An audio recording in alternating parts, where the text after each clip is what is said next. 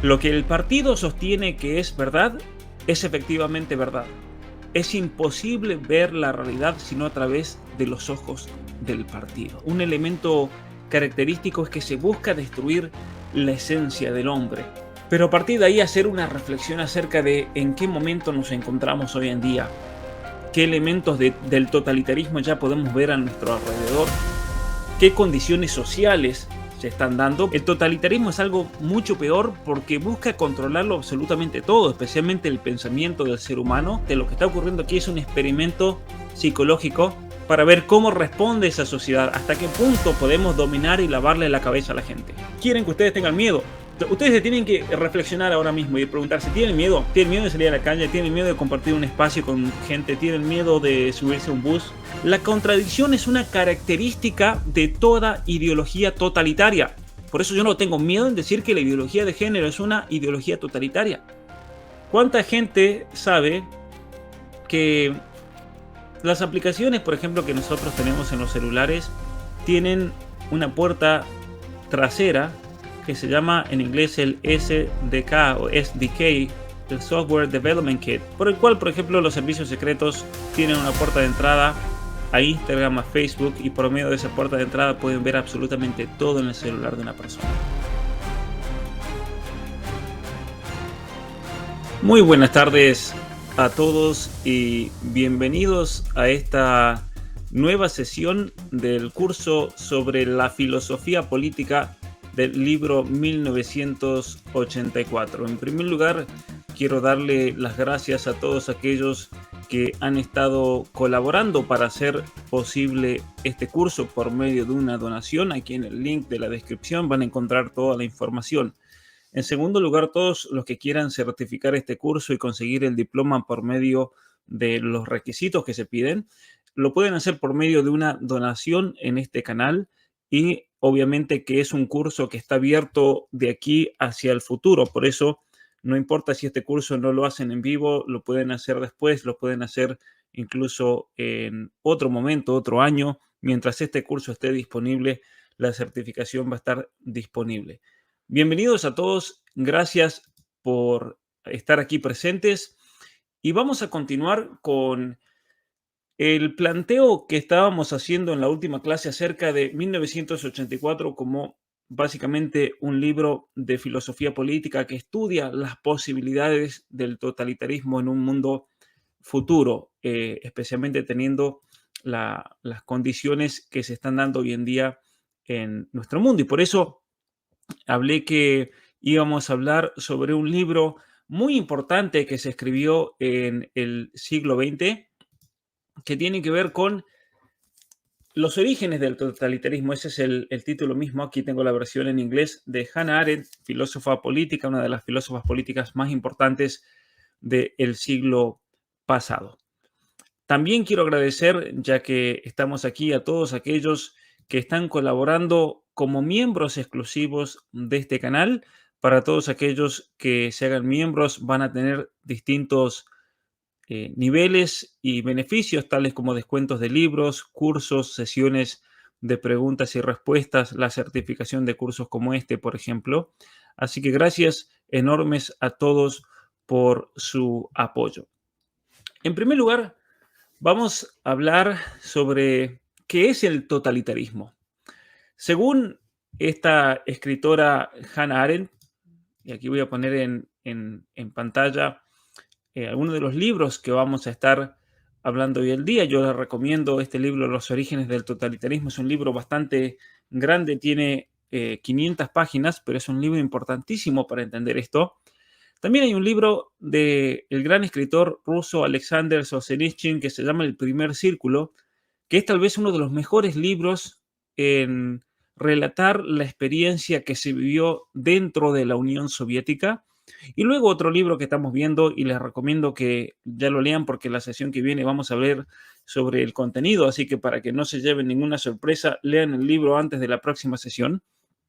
Este libro, 1984, relata de manera de novela, manera imaginaria, cómo sería la experiencia dentro de un mundo totalitario. Eh, Muy bien, Hannah Arendt define a una sociedad totalitaria como aquella en la cual una ideología busca desplazar todas las tradiciones e instituciones con el objetivo de controlar todos los aspectos de esa sociedad según los principios de esa ideología fundante. Entonces, lo que vemos en los totalitarismos del siglo XX es que experimentaron con una dominación permanente de cada individuo y en todas y cada una de las esferas de la vida. Tratar de controlar absolutamente todo aspecto de la vida de las personas. Y en eso se distingue, como decíamos en la otra sesión, un autoritarismo de una sociedad totalitaria o de un gobierno totalitario. Entonces, un estado totalitario es aquel, básicamente, en el cual se aspira a controlar la realidad, de tal manera que la verdad es lo que decida el gobierno de turno. En las palabras de O'Brien, ese hombre que tortura a Winston al final del libro, dice lo siguiente: lo que el partido sostiene que es verdad es efectivamente verdad. Es imposible ver la realidad sino a través de los ojos del partido. Tremendo realmente este resumen, ¿no? Y entonces, esto también significa que una dictadura, un gobierno autoritario, en el cual el Estado monopoliza el control político, no es propiamente un totalitarismo. El totalitarismo es algo mucho peor porque busca controlarlo absolutamente todo, especialmente el pensamiento del ser humano, y a partir de ahí controlar su conducta. Y donde el totalitarismo se ha hecho presente, dice Hannah Arendt, un elemento característico es que se busca destruir la esencia del hombre. Eso tal vez es la característica principal de un gobierno totalitario. Destruir la esencia del hombre. ¿Qué significa eso? Destruir su naturaleza, destruir sus cualidades distintivas. Y eso es lo que a mí me hace pensar en que efectivamente en nuestros días vivimos, de hecho, lamentablemente, en una sociedad totalitaria. Por eso, este es un curso que toma como punto de partida esta obra literaria de 1984 para a partir de ahí hacer un análisis de lo que es una sociedad totalitaria, cómo esas sociedades se han dado, los orígenes del totalitarismo, como estamos viendo en el curso de hoy, en la sesión de hoy, pero a partir de ahí hacer una reflexión acerca de en qué momento nos encontramos hoy en día, qué elementos del totalitarismo ya podemos ver a nuestro alrededor, qué condiciones sociales se están dando, porque también eso es un elemento importante, no son solamente las condiciones, perdón, no son solamente distintos elementos que se pueden dar de manera suelta, pero se tienen que dar ciertas condiciones sociales que entre ambas lleven a un estado totalitario. Muy bien, entonces, para entender el peligro y la crueldad de un sistema totalitario, a mí me parece que es importante conocer la historia desde adentro. Y por eso yo les aconsejo, para quienes quieran profundizar un poco más sobre esto, mencioné el libro El primer círculo, pero también otra obra monumental son los 3 tomos del archipiélago Gulag o el Gulag Archipiélago, escrito por Alexander Solzhenitsyn, quien en carne propia tuvo que pasar esa experiencia del Gulag. Hay otras novelas de él, hay una que se llama El pabellón del cáncer, que si bien no es propiamente sobre el archipiélago Gulag, hace referencia a una persona que ha sido condenada y está en un pabellón de cáncer, está en un pabellón dentro de un hospital porque se está recuperando de un cáncer, está haciendo todas las sesiones de quimioterapia y una vez que ese tumor desaparezca por las sesiones de quimioterapia, esa persona va a ir a un campo de concentración. Entonces es un libro, si mal no recuerdo, de un poco más de 1000 páginas, una novela atrapante realmente y muy psicológica porque lo mete a uno dentro de la conciencia y el interior de una persona que por un lado quiere superar una enfermedad, pero por otro lado sabe que le espera algo que es peor todavía que ese cáncer que padece. Muy bien, por eso me parece que no hay mejor ejemplo del totalitarismo soviético que las obras de Solzhenitsyn.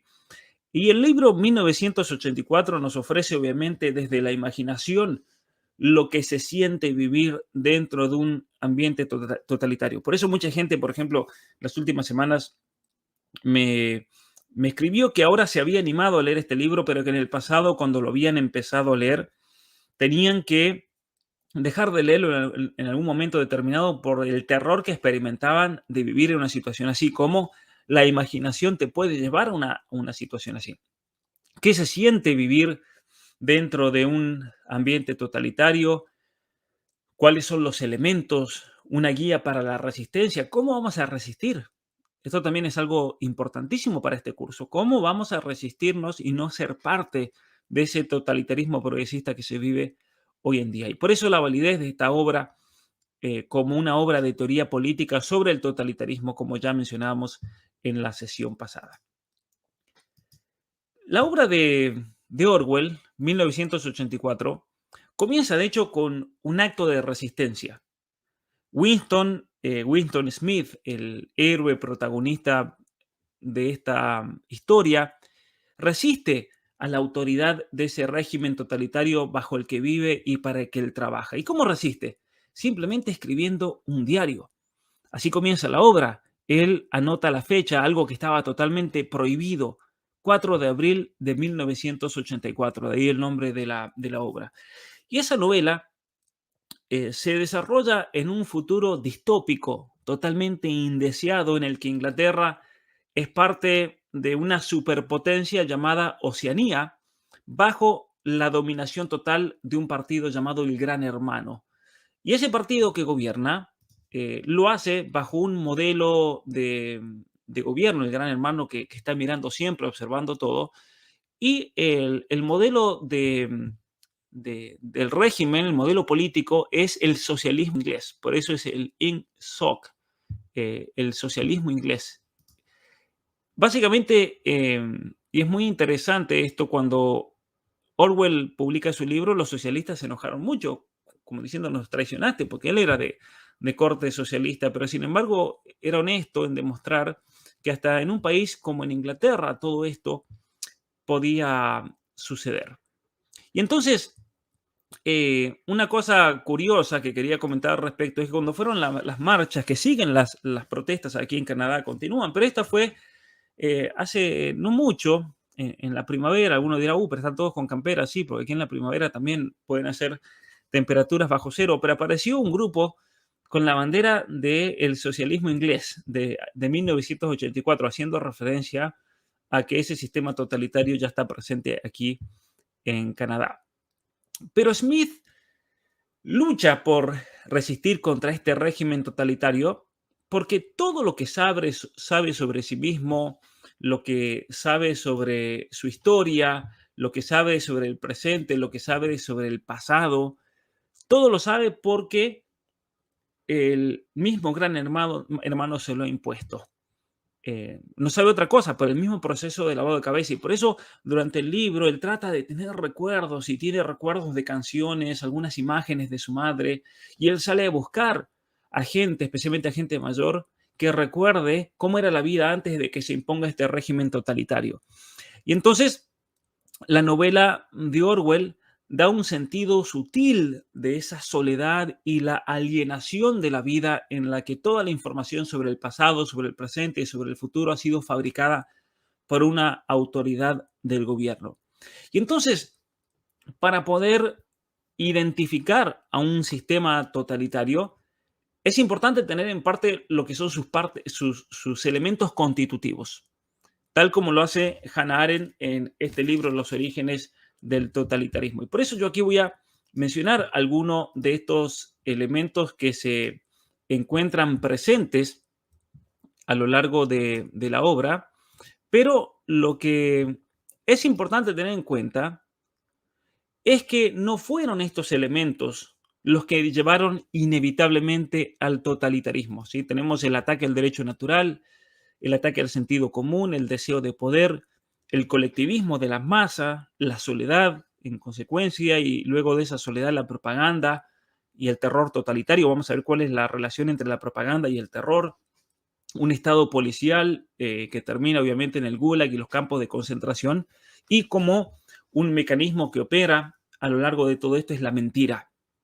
El mentir es un tema muy importante que es parte de toda ideología totalitaria, y por eso yo en mi libro Atrapado en el cuerpo equivocado y luego en Las mentiras que te cuentan, las verdades que te ocultan, denuncio cómo hoy en día se trata de legalizar y hacer obligatoria la mentira por leyes como las de la ideología de género, la identidad de género, donde se fuerza a la persona a mentir y decir que un hombre es una mujer o que una mujer es un hombre o que una mujer tiene pene, un hombre tiene vagina, por ejemplo. Eso es un mecanismo de mentira que es obviamente característico de una sociedad totalitaria. Ahora bien, todos estos elementos no es lo que lleva inevitablemente al totalitarismo, sino la combinación de un modo particular de cada uno de ellos, como vamos a mencionar, y las condiciones sociales que hicieron posible esta combinación. Se tienen que dar ciertas condiciones. Y así entenderemos entonces cómo en nuestra época, por ejemplo, se están repitiendo todos estos elementos, pero no todos, y se están dando las condiciones sociales que le abran paso a una nueva forma de totalitarismo. Hoy en día no hay un gulag, por ejemplo, me dirá alguno. Y es verdad, pero hoy en día sí hay padres que están en la cárcel por defender a sus hijos y protegerlos de la hormonización infantil, por ejemplo. Eso es un hecho. Hoy en día no tenemos un gulag, pero sí tenemos hombres que son acusados falsamente por leyes de género y en este momento están en la cárcel, sin ninguna prueba. Hoy en día tenemos profesores que han sido expulsados de sus universidades simplemente por el pensamiento. Hoy en día tenemos policías del pensamiento en muchos países. Hoy en día tenemos una serie de elementos que realmente son señal clara de que el totalitarismo está golpeando en la puerta, que está ahí. Entonces vamos a empezar con el primero de todos, que es el ataque al derecho natural. En el discurso de los derechos humanos, es muy claro que se ha dado una tergiversación ideológica por la cual el ser humano ya no es sujeto, perdón, de derechos por su propia naturaleza. Por ejemplo, yo tengo derechos que son inalienables por el hecho de ser humano, por el hecho de tener dignidad como ser humano, el derecho a conocer la verdad, el derecho de formar una familia, el derecho a poder trabajar y por lo tanto poder hacer uso de esa propiedad privada que uno adquiere por medio del trabajo, el derecho a la vida. Hoy en día, hoy en día ya no se ven a los derechos como algo que le pertenece al ser humano por su propia naturaleza, sino que es el Estado el que los otorga. Y lo que el Estado puede dar, el Estado puede quitar. Eso es uno de los grandes problemas que estamos viviendo hoy en día. Es lo que se llama el positivismo jurídico. Es decir, la ley, el sistema legal ya no está basado en quién el ser humano es y en su naturaleza, sino en lo que se decide. Y es así que entonces dentro del discurso actual de derechos humanos, nosotros escuchamos hablar de avance en los derechos humanos, por ejemplo, un avance, inventamos un derecho y por lo tanto es un avance. El hecho de expandir derechos, otorgar derechos, ampliar derechos. Eso es una señal clara, entonces de aquí tenemos un problema gigantesco. Porque lo que el Estado da, el Estado lo puede quitar. Y en realidad lo que tenemos no son derechos naturales, sino que lo único que tenemos es el derecho a tener derechos. ¿Se entiende? Y eso es algo que está formando parte central de todo el sistema educativo en el cual ya nos enseña a hablar acerca de la responsabilidad, nos enseña a pensar en términos de responsabilidad y obligaciones, sino en términos de derechos. Tengo derecho a tener derechos. ¿Cuáles son esos derechos? No importa y no interesa, porque es algo que lo podemos ir construyendo y vamos ampliando. Y entonces, aquí hay un problema gigantesco porque fue el Estado-Nación el que otorgó a la persona ese derecho a tener derechos, en lugar de servir como una institución para proteger y garantizar derechos que pertenecen a la naturaleza de la persona. Entonces, aquí tenemos una violación del derecho natural, básicamente, en la función del Estado. Y por eso todas estas leyes, como las leyes del aborto, leyes de eutanasia, leyes de identidad de género, leyes de uniones del mismo sexo, son todas violaciones del derecho natural y por lo tanto propiamente no son leyes. Por lo tanto no son leyes. No tienen el fundamento en la dignidad y en la naturaleza del ser humano. El reconocer y el defender los verdaderos derechos humanos es la función del Estado.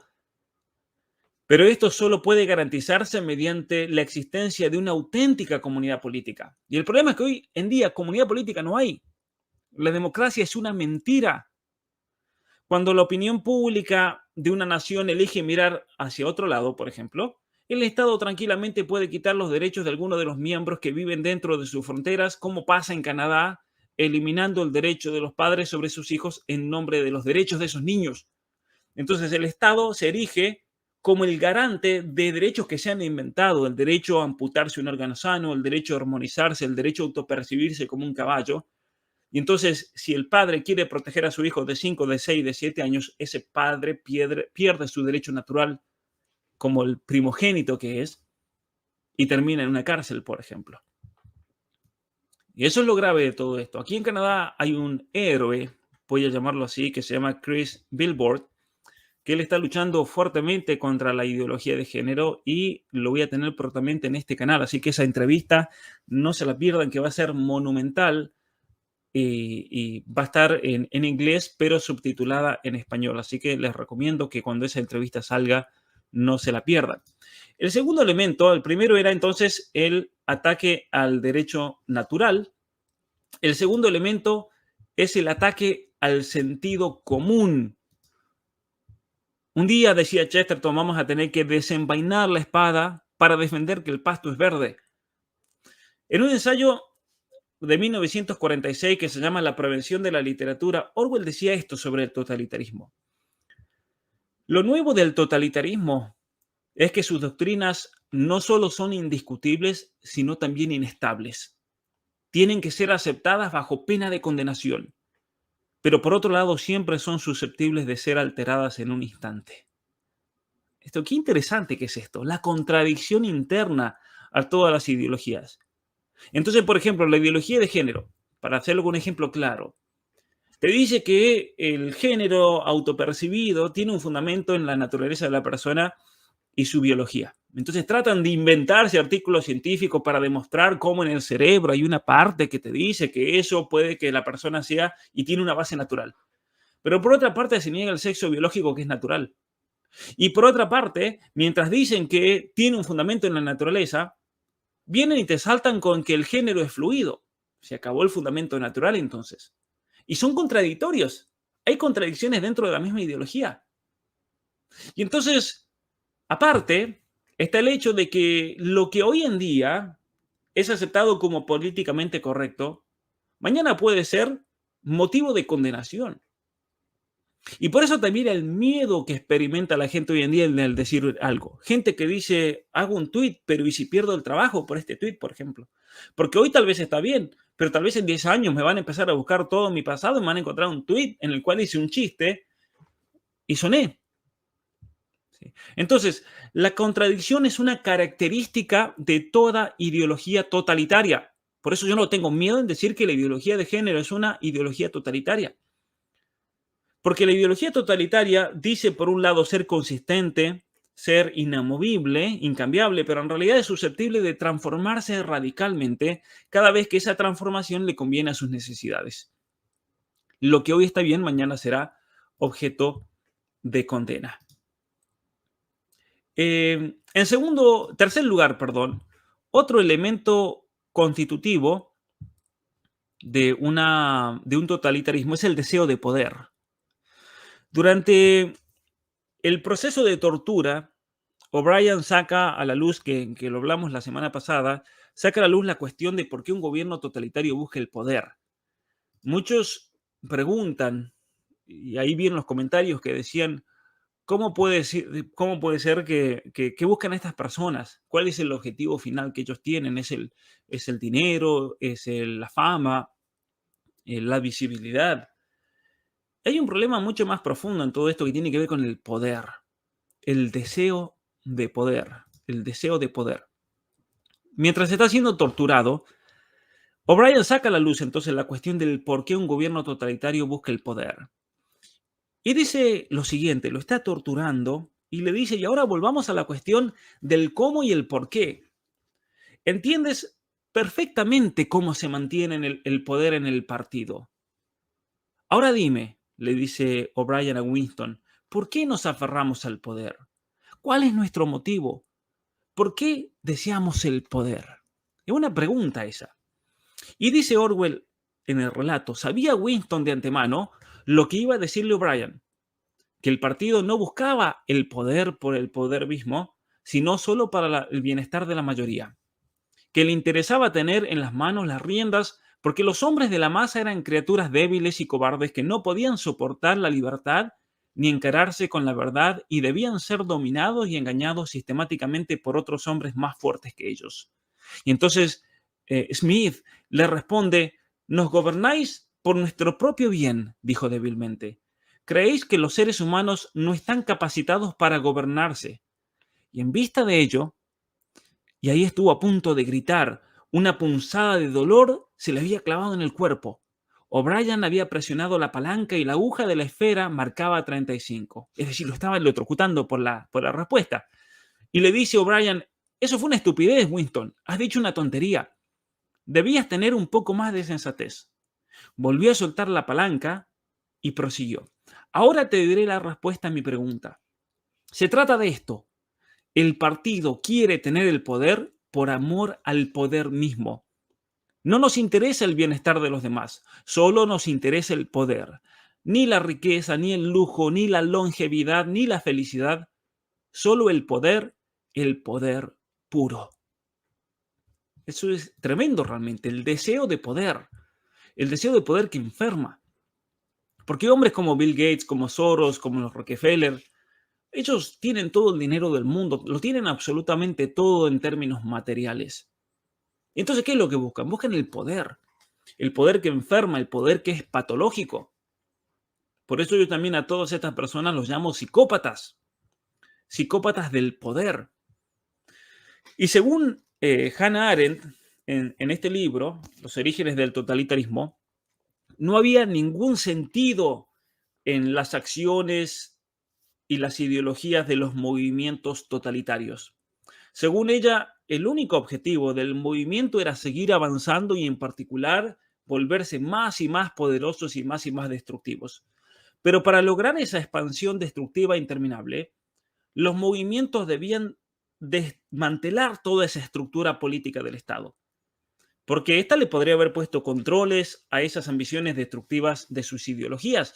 Pensemos, por ejemplo, en el caso de Fidel Castro. Fidel Castro toma el poder, pero no para el bien de su pueblo cubano, no le importa absolutamente nada, solamente le importa el poder.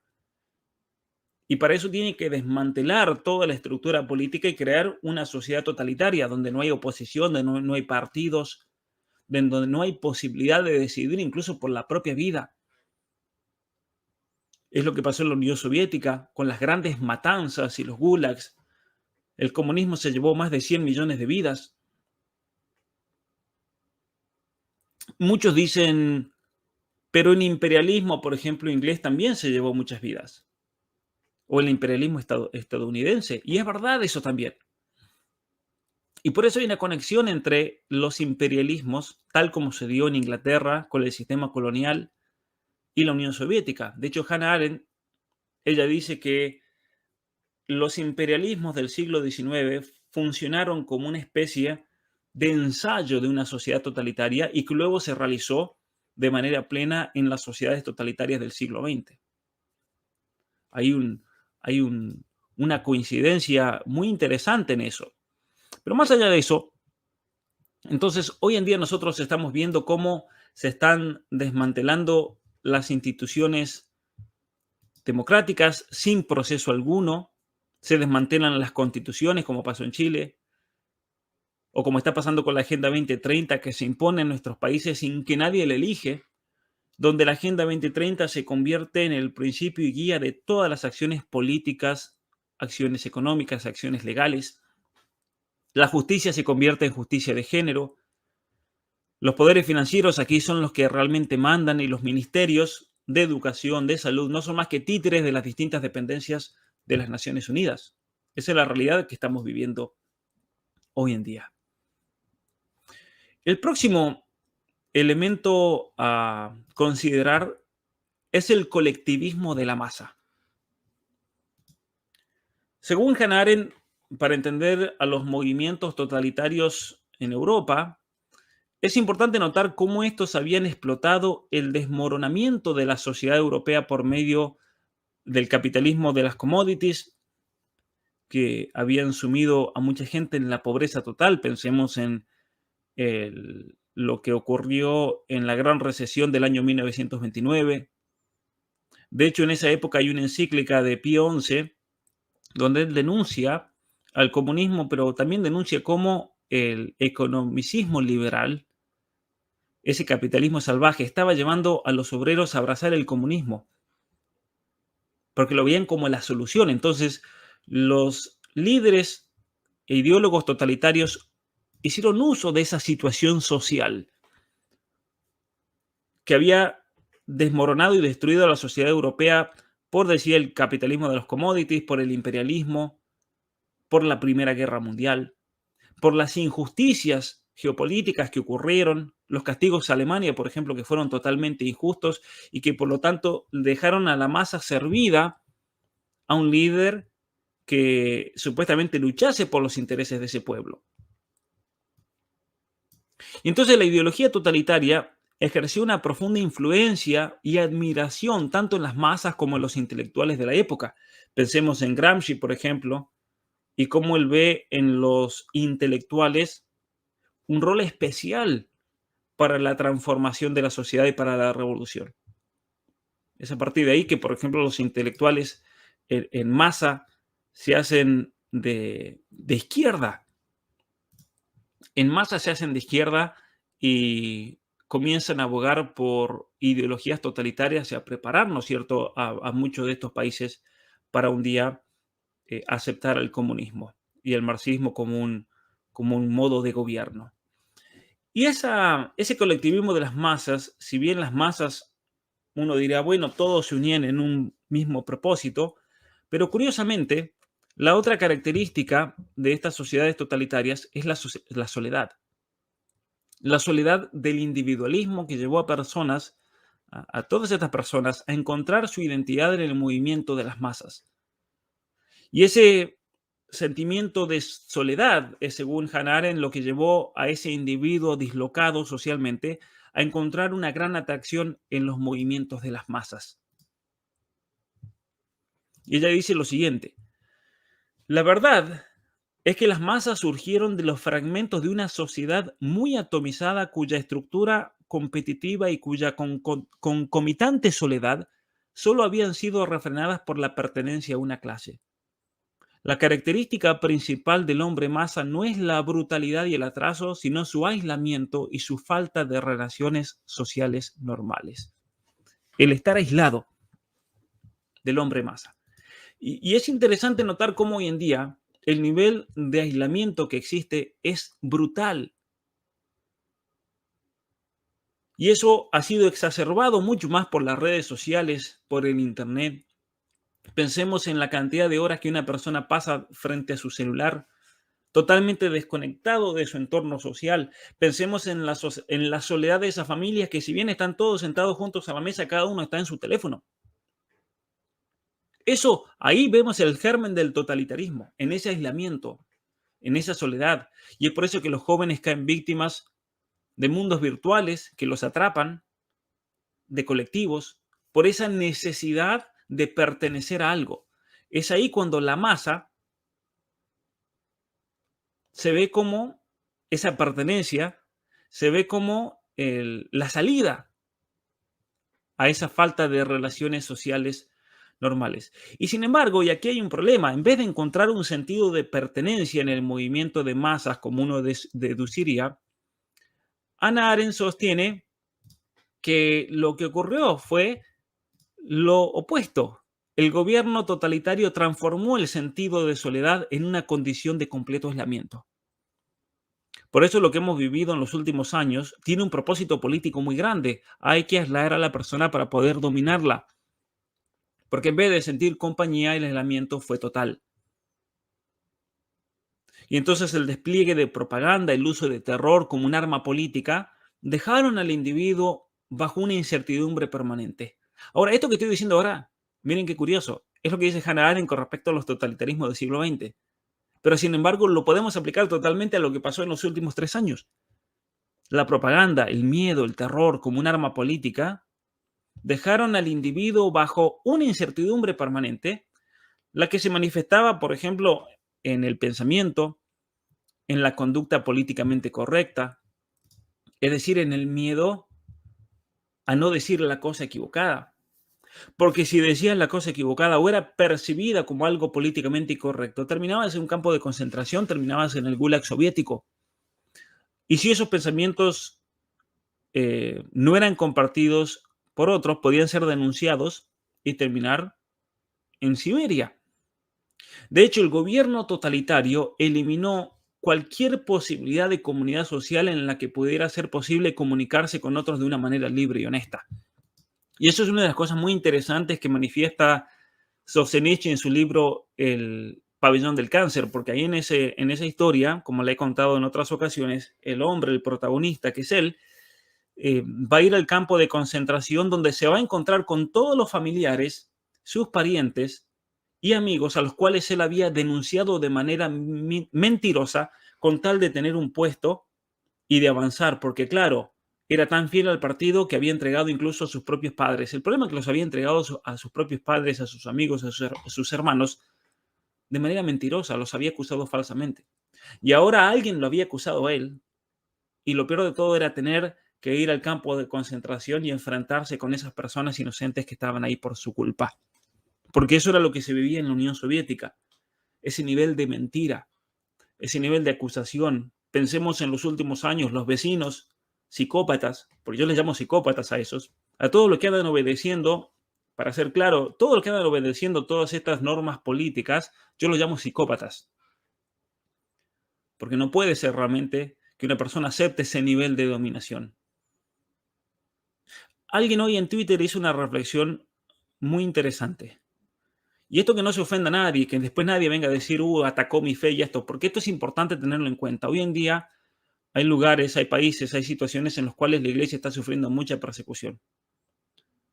Pero es interesante ver hasta qué punto esas comunidades religiosas sucumbieron ante las órdenes totalitarias de esos mismos gobiernos que hoy en día están detrás de ellos.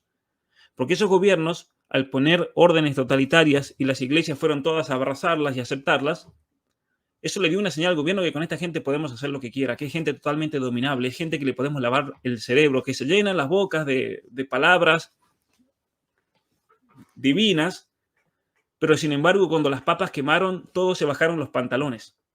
Y lo voy a decir así sin problema, se bajaron los pantalones, lamentablemente. ¿Cuántas iglesias continuaron y se enfrentaron al servicio, a estos gobiernos totalitarios? ¿Cuántas? ¿Existieron? Sí, existieron. Y a esas personas, a esos pastores, a esos sacerdotes, yo los valoro tremendamente. Pero a todos los que se bajaron los pantalones y no dieron testimonio, tuvieron una actitud muy vergonzosa porque cuando tuvieron la oportunidad de enfrentarse a un sistema totalitario no lo hicieron. Y entonces, ¿qué podemos esperar de esas personas cuando un sistema totalitario de en serio se imponga sobre nosotros? ¿Qué podemos esperar? No podemos esperar nada, salvo que esas personas recapaciten. Pero nos sumieron en la soledad, nos aislaron, nos metieron en un mundo virtual y todos aterrados con miedo se encarcelaron a sí mismos. Porque el gobierno totalitario, como principio, busca eliminar cualquier posibilidad de comunidad social en la que sea posible comunicarse con otros de manera libre y honesta.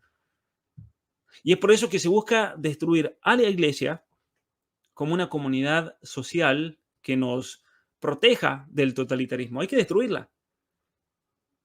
Y aquí es lo triste, que la iglesia entonces, los miembros se destruyen solos, esas comunidades, al aceptar todo esto. Y también hay un intento en destruir a la familia. Y es triste ver cómo las familias se están destruyendo también a sí mismas.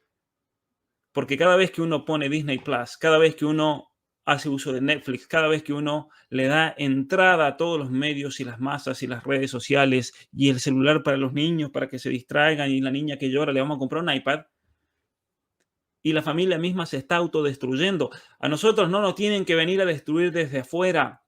La familia misma se está autodestruyendo. La familia misma se está autodestruyendo. Eso es lo que hay que entender en todo esto. Y Orwell, en su obra, relata muy bien esa experiencia de soledad causada por un gobierno totalitario. Porque él describe en el protagonista Winston Smith cómo la propaganda totalitaria lleva al individuo en una condición de histeria masiva, o hace una condición de histeria masiva, mientras que simultáneamente lo hace sentirse totalmente aislado de la masa. Entonces, Smith, los que leyeron el libro, en un momento tiene que ser parte de los 2 minutos del odio. En un momento sonaba una sirena y todos tenían que manifestar el odio al enemigo, al supuesto enemigo que se había creado el partido. Y Smith se ve obligado a desempeñar el papel de un servidor dedicado al partido, hasta el punto en que la actuación de ese rol se le había vuelto casi instintiva. Entonces, él dice lo siguiente, Orwell, en su libro, y aquí leo de la obra, 1984. En los 2 minutos del odio, no podía evitar que la oleada emotiva le arrastrase a este Winston. Pero este infrahumano canturreo del gran hermano, gran hermano, gran hermano, siempre le llenaba de horror. Desde luego, se unía al coro. Esto era obligatorio. Controlar los verdaderos sentimientos y hacer lo mismo que hicieran los demás era una reacción natural. Es decir, ya había naturalizado el comportarse como el resto. Si bien él sabía que era una mentira. Pero durante un par de segundos sus ojos podían haberlo delatado. Y fue precisamente en esos instantes cuando ocurrió aquello que a él le había parecido significativo. ¿Y qué es lo que ocurre? Se las dejo ahí picando para que lean el libro. Pero este Smith era consciente de la mentira y de que básicamente estaba cumpliendo un rol para no ser eliminado. Sin embargo, ni eso lo salva de ser atrapado en ese movimiento de masas y que esa oleada emotiva lo arrastrase hacia ese sentimiento masivo de odio.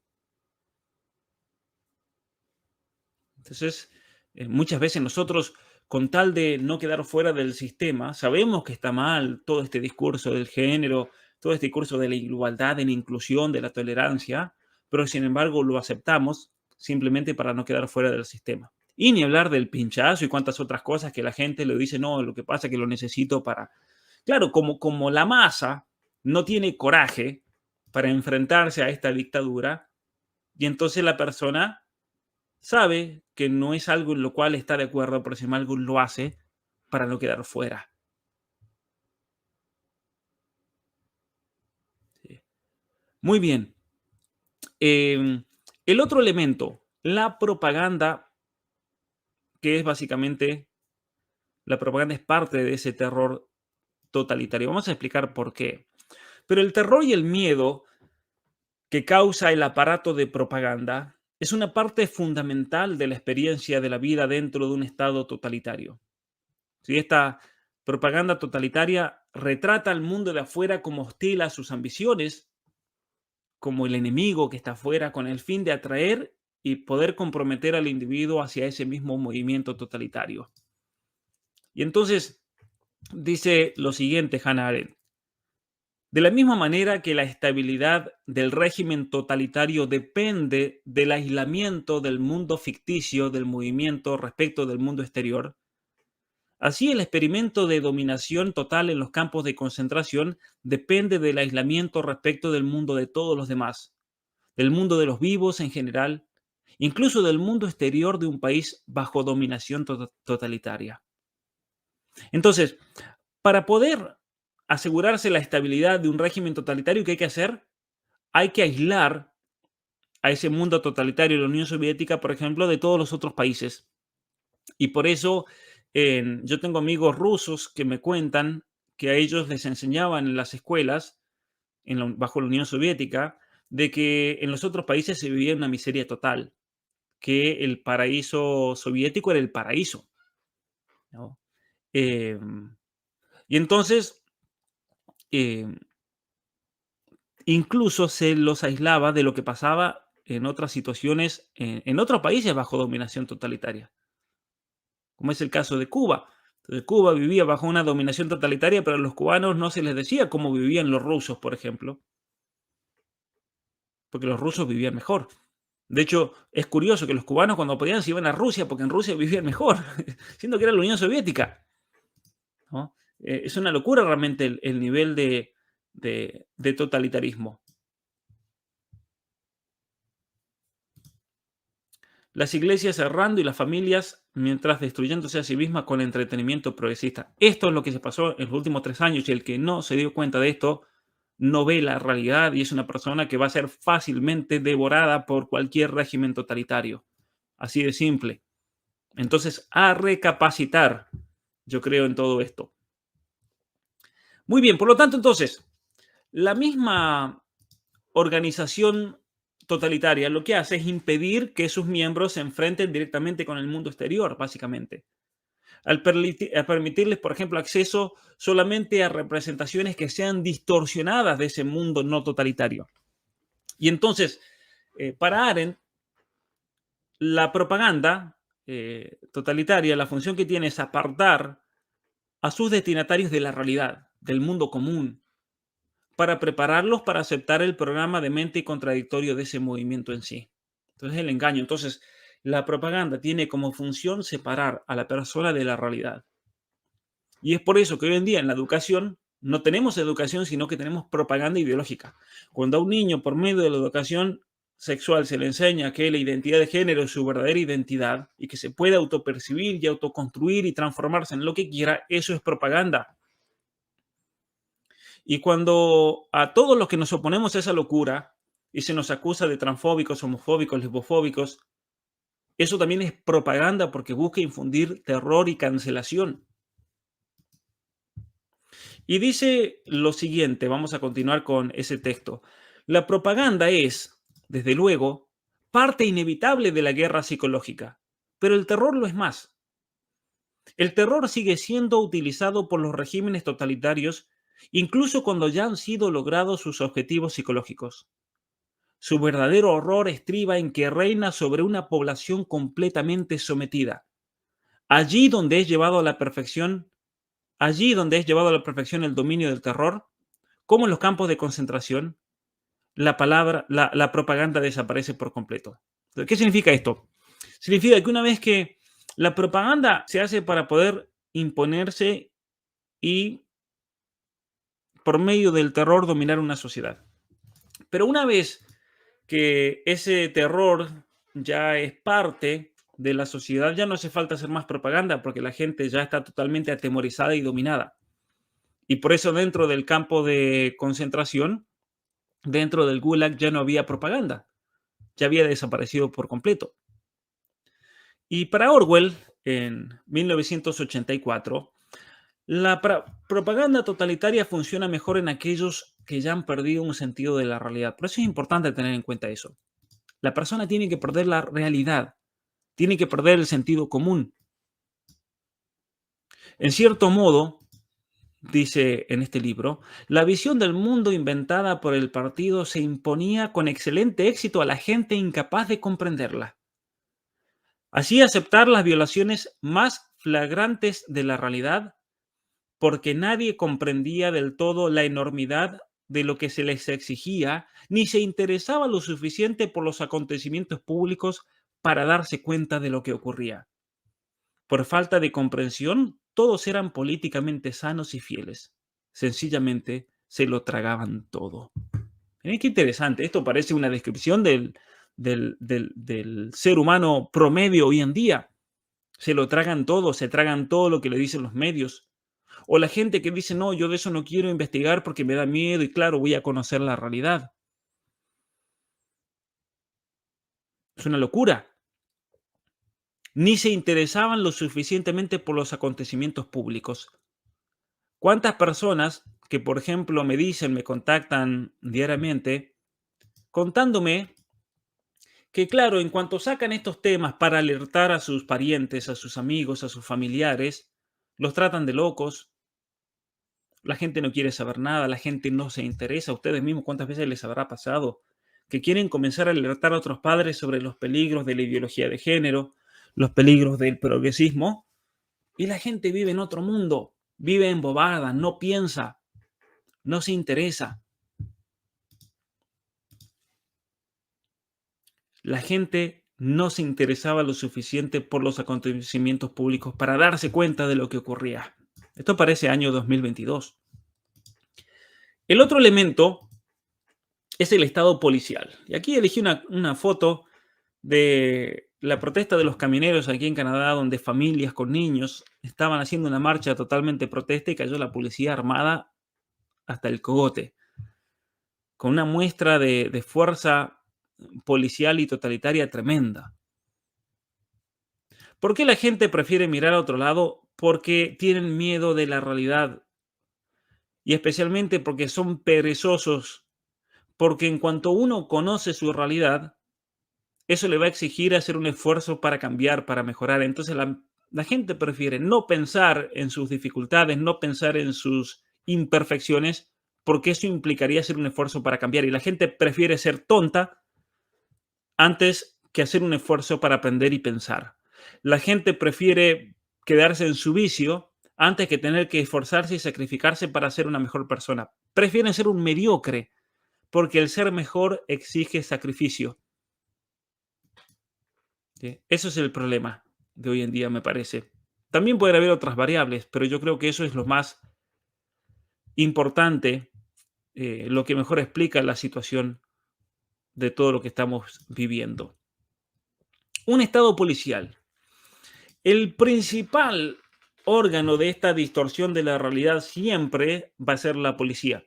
Aunque hoy en día eso se da también por los servicios secretos, eso se da por la gran capacidad tanto de compañías como del Estado en conjunción con esas compañías de ejercer un nivel de vigilancia y de control que nunca jamás se ha visto en la historia de la humanidad.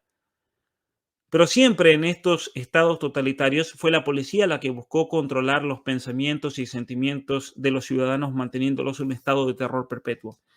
Y hoy en día, como vamos a ver, está toda la realidad del Big Data, toda la realidad del algoritmo, toda la realidad de la cultura de la cancelación.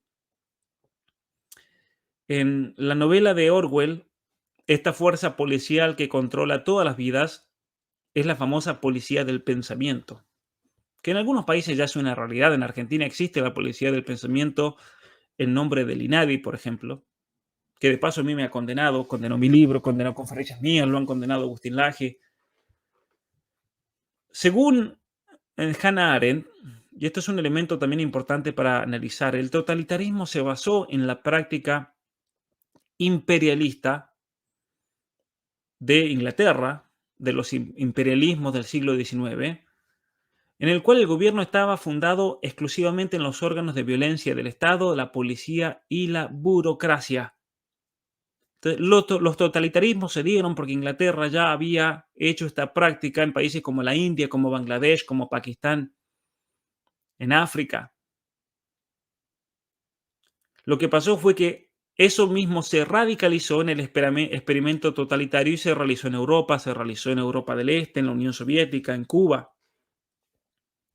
Pero esa fuerza policial no fue solamente una herramienta importante para el ejercicio del poder totalitario como un gobierno de hoy puede usar a la policía, sino que el mismo sistema totalitario terminó al servicio de la policía, de esa policía detrás.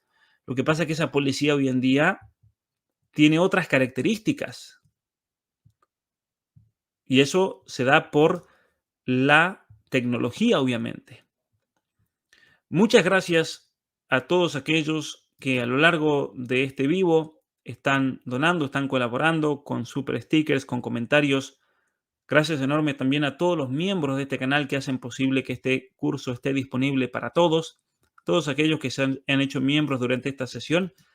Muchísimas gracias y quiero invitarlos obviamente a darle me gusta a este video, dejar su comentario al final. El Estado policial entonces. El Estado policial nos dice que la fuerza policial no es una herramienta o un medio, sino que básicamente el sistema totalitario termina siendo una herramienta de la misma policía, al servicio de la policía. El otro elemento propio de los sistemas totalitarios son el Gulag y los campos de concentración. En el centro simbólico, porque no hay un centro, pero es de modo simbólico, el centro del Estado policial totalitario se encuentra en la detención y la destrucción de seres humanos en los campos de concentración. Lo que sucedía en los campos de concentración era un centro oculto o secreto. Eso es muy interesante porque si nosotros, por ejemplo, vemos el libro de Solzhenitsyn, cuando él habla de el Gulag Archipiélago, fue un libro monumental y fue un golpe muy grande a la izquierda internacionalista porque no se sabía, era un secreto los gulags. Y él lo revela desde dentro del corazón de la Unión Soviética.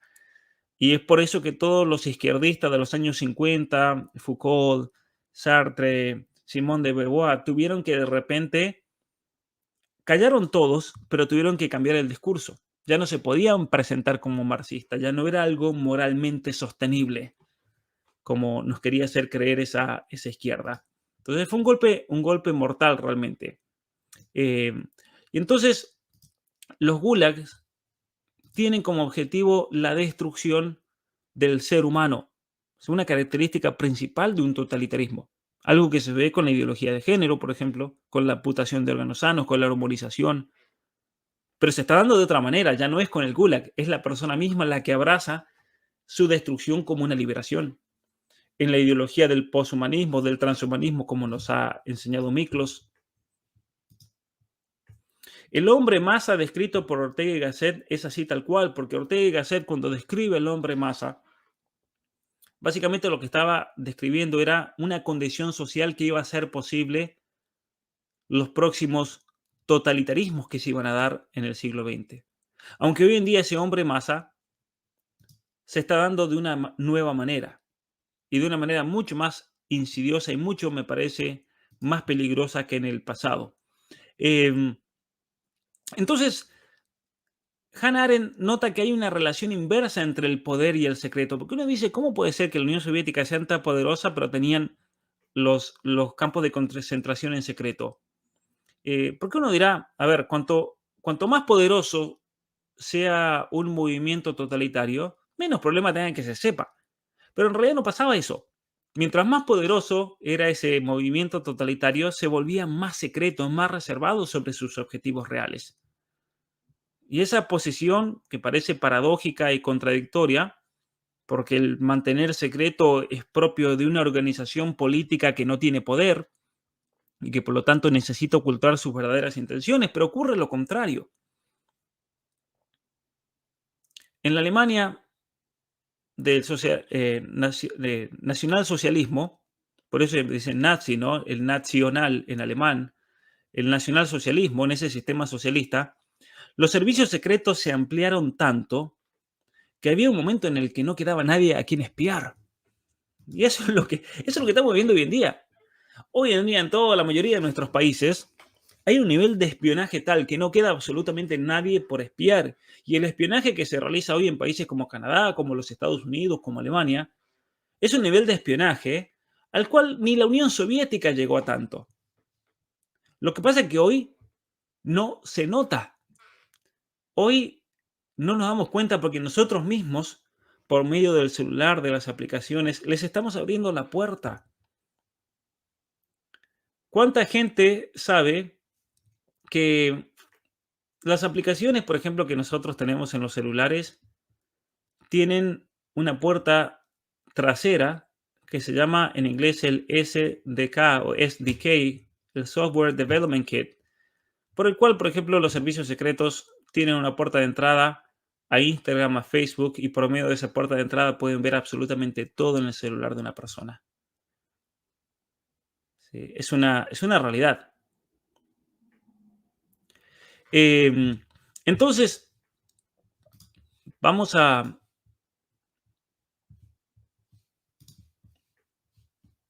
ver esto que dice Hannah Arendt.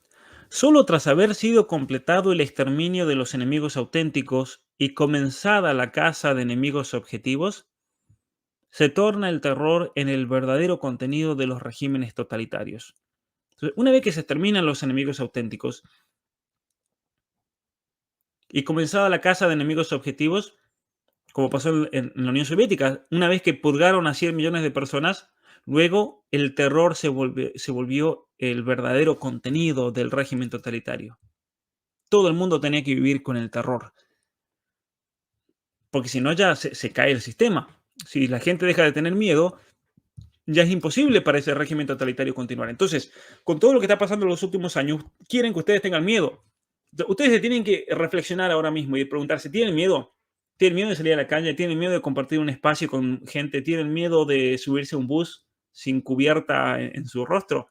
Entonces, si tienen miedo, ustedes están siendo dominados, así de simple. Y hacen posible el sostenimiento de este sistema totalitario. Porque lo que están haciendo es un experimento psicológico, como ya lo decía yo, y pueden ver los videos míos de marzo del 2020. Lo que está ocurriendo aquí es un experimento psicológico para ver cómo responde esa sociedad, hasta qué punto podemos dominar y lavarle la cabeza a la gente. Y ya va a saltar alguno y decir, no, pero ¿cómo va a decir eso? Que esto. No, si está saltando, ya es señal de que te dominaron. Lo lamento mucho. Ya es señal de que el terror se ha apoderado de tu conciencia y por lo tanto ya no eres tú mismo. Porque el gobierno totalitario necesita del terror para poder subsistir. Así de simple, y perdón que sea duro con esto. Entonces, los campos de concentración son lugares de terror puro. Ahí es donde se maximiza ese terror, donde los absolutamente impotentes se enfrentan a los absolutamente poderosos en una situación que finalmente, y aquí la característica principal, se destruye cualquier noción de la condición humana, de la persona humana, destruir al ser humano. Y voy a leer dos textos. En realidad es un texto largo, en dos partes, de Hannah Arendt. Dice lo siguiente: lo que por eso tratan de lograr las ideologías totalitarias no es la transformación del mundo exterior o la transmutación revolucionaria de la sociedad, sino la transformación de la misma naturaleza humana. Los campos de concentración son los laboratorios donde se prueban los cambios en la naturaleza humana, y su ignominia no atañe solo a sus internados y a aquellos que los dirigen según sus normas estrictamente científicas. Es tema que afecta a todos los hombres. La destrucción de la naturaleza humana. Atentos con esto, que esto es lo que propone el posmodernismo, la ideología de género, negar que somos personas humanas. Y el texto continúa así. Y la cuestión no es el sufrimiento, no era para hacer sufrir a la gente. Algo de lo que ya había habido demasiado en la tierra, ha habido demasiado en la tierra, ni el número de sus víctimas. Lo que está en juego es la naturaleza humana como tal. Y aunque parezca que estos experimentos no lograron modificar al hombre, sino solo destruirle, creando una sociedad en la que la banalidad nihilista del homo homini lupus, el hombre se vuelve en el lobo del hombre, es consecuentemente realizada. Y es preciso tener en cuenta las necesarias limitaciones de una experiencia que requiere un control global para mostrar resultados concluyentes. Entonces, lo que está en juego es la naturaleza humana como tal. ¿Para qué? Para modificar al ser humano. Para modificarlo. Y para lograr eso, necesitamos de tener un control global, que eso es el tipo de totalitarismo que estamos viviendo hoy en día en nuestros días. Ese es el problema. Y aquí nos vamos al último punto, el último elemento, y con esto terminamos con esta sesión de hoy, que es la mentira. ¿Por qué pongo la foto de Alexander Solzhenitsyn ahí? Porque él fue el que denunció que el pilar que sostiene a todo este sistema totalitario es la mentira. Y el hecho de que la gente comienza a mentir para poder subsistir, motivados por ese terror. En el fondo de todo sistema totalitario hay una mentira. Y es por eso que todo sistema totalitario depende del miedo, porque el miedo es el que congela e inhabilita a una persona a decir la verdad. Y entonces, ¿cuál es la defensa más grande que tenemos contra el totalitarismo? Y a la vez el ataque más grande contra toda forma totalitaria es el vivir el realismo y no sucumbir ante la mentira ideológica que se busca imponer. Y entonces aquí, citando a este gran Alexander Solzhenitsyn, él decía que hay que vivir sin mentiras. Tal vez el régimen totalitario, el gobierno no nos permita expresarnos, a veces no es prudente salir a contestar una imposición, pero siempre podemos y debemos negarnos a repetir una mentira. Si no lo hacemos, el problema es que terminaremos convertidos y reconstruidos en aquel modelo de persona que ese Estado busca imponer. ¿Y cuántas personas hoy en día, por ejemplo, fingen el apoyo a causas en las que no creen y son políticamente correctos simplemente para ganar respetabilidad, para tener un puesto, para ascender en el trabajo? ¿Cuántos profesores universitarios hoy en día saben que profesan una mentira? ¿Cuántos médicos hoy en día saben que detrás de esto hay muchas mentiras, pero sin embargo no tienen el coraje de hablar porque temen perder su puesto cuando ellos tienen la obligación de hablar, obligación moral de hablar?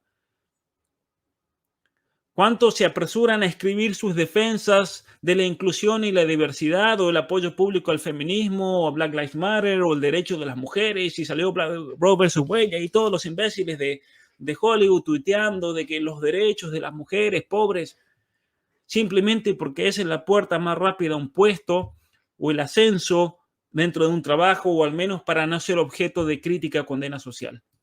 Y ese es el problema que estamos viviendo hoy en día, de cómo la gente realmente sucumbe ante cada uno de los elementos del totalitarismo. Entonces, quienes preguntan qué quiere decir Gulag, el Gulag era el nombre de los campos de concentración en la Unión Soviética.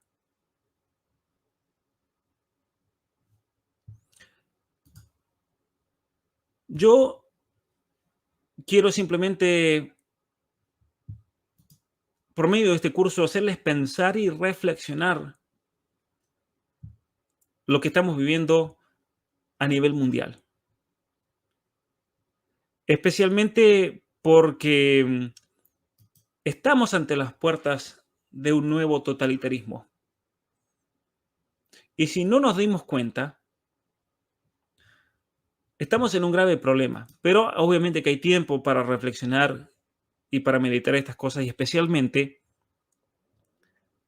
para tomar las medidas necesarias de no ser parte de esta mentira. Por eso espero que esta sesión les haya gustado. Dejen su comentario, sus preguntas. Aquellos que quieran donar para este curso van a encontrar en el link de la descripción la información para poder certificarse y obtener un diploma. Y los espero para la próxima sesión de este curso de la filosofía política de 1984, que yo les prometo que cada sesión se pondrá mejor. Muchas gracias a todos y que tengan una muy buenas tardes. Muchas gracias por haber visto este video y haber visitado mi canal. Si no estás suscrito, te invito a hacerlo en este momento y a compartir este video. Si quieres más información acerca de mi trabajo, te invito a ir a la descripción donde encontrarás los links para todas mis redes sociales, mis libros y mi página web.